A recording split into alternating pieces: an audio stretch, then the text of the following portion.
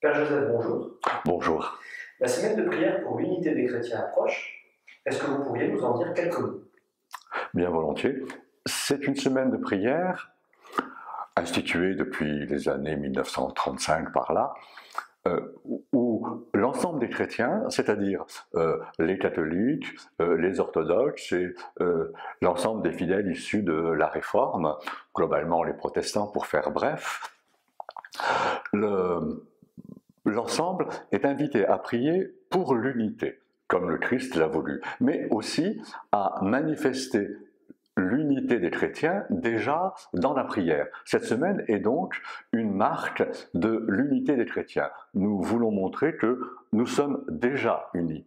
Et cette première forme d'union dans la prière peut servir et sert de base et de fondement à d'autres formes.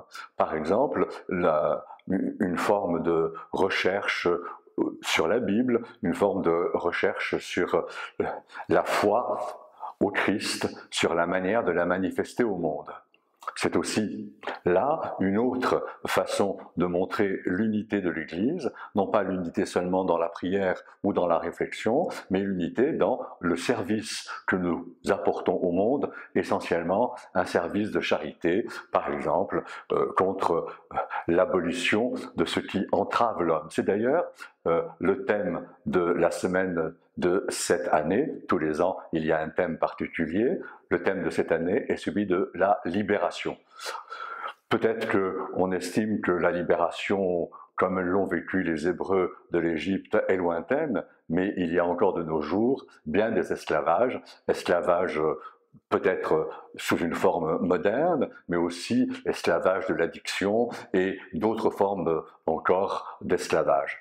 Travailler ainsi ensemble pour la libération de l'homme, c'est bien montrer que les chrétiens sont unis et que le but de l'Église est, par son unité et dans son unité, de servir l'homme, de lui annoncer et de lui faire vivre la libération en Jésus-Christ. Des temps de prière sont-ils prévus?